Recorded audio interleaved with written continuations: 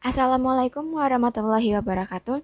Saya Jihan Fadila dengan NIM 2401030065 dari kelas 3B Program Studi Ilmu Komunikasi Fakultas Ilmu Sosial dan Ilmu Politik. Di sini saya akan menjelaskan tentang komunikasi massa. Komunikasi massa adalah pesan yang dikomunikasikan oleh media massa kepada sejumlah besar orang, atau bisa disebut juga khalayak dan audiens. Nah, di komunikasi massa juga mempunyai komunikator, yaitu seperti lembaga, institusi, dan stasiun TV. Lalu di komunikasi massa juga mempunyai karakteristik loh, contohnya seperti bersifat satu arah, bersifat tidak langsung, bersifat terbuka, dan memiliki publik yang secara geografis tersebar atau audiensnya itu banyak.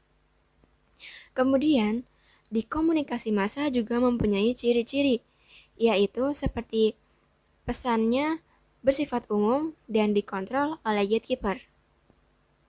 Lalu, saya juga akan menjelaskan unsur-unsur yang terkandung dalam komunikasi massa, yaitu komunikator, komunikan, pesan, dan media. Kemudian, di komunikasi massa juga mempunyai yang namanya gatekeeper. Gatekeeper adalah orang yang melakukan pengawasan terhadap suatu informasi. Nah, contohnya itu seperti produser dan tim quality control. Wewenang mereka adalah melakukan pengawasan sebelum informasi disebarluaskan ke audiens dan mengontrol informasi. Atau bisa disebut juga kiper dari komunikasi massa.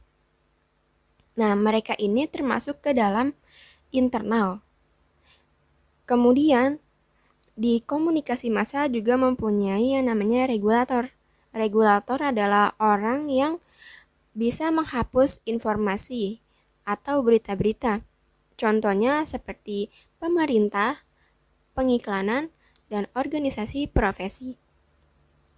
Nah, mereka ini mempunyai wewenang yaitu bisa saja mereka menghapus informasi kapan saja.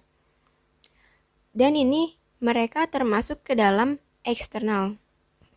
Lalu, di komunikasi massa juga ada yang namanya codes dan konten.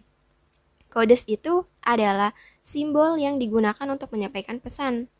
Contohnya seperti tulisan, foto, musik. Lalu, konten adalah pesan yang berisi makna. Contohnya itu seperti informasi, ide. Nah, contohnya itu seperti keajakan. Kemudian juga di media massa mempunyai dua media. Contohnya itu seperti media elektronik dan media cetak. Media elektronik itu seperti TV, radio, dan media online. Kemudian media cetaknya itu seperti surat kabar, majalah, dan tabloid. Lalu, komunikasi massa juga mempunyai fungsi yang tertera dalam Undang-Undang Nomor 40 Tahun 1999. Fungsinya yaitu menyampaikan informasi, mendidik, menghibur, lalu melakukan pengawasan sosial. Di dalam komunikasi massa juga mempunyai model. Yang pertama yaitu model komunikasi satu tahap, one step flow communication. Model ini seperti jarum suntik, di mana pesan yang disampaikan disalurkan oleh media massa ke komunikan langsung tanpa melalui perantara. Dan di model ini juga dijelaskan bahwa media tidak mempunyai kekuatan yang tetap.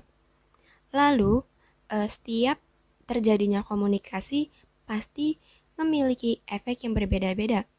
Nah, yang kedua juga ada model dua tahap, yaitu two-step flow communication.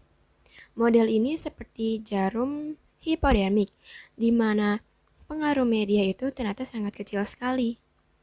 Lalu di model ini juga terlahirlah konsep opinion leader untuk penyebar luasan. Kemudian model ini juga berlangsung dari informasi ke opinion leader. Lalu dari opinion leader menyebarluaskan ke audiens. Nah, di sini juga saya akan menjelaskan apa itu opinion leader dalam komunikasi massa. Opinion leader adalah orang yang memiliki kemampuan mempengaruhi sikap seseorang secara informal sesuai kehendak si pemimpin tersebut.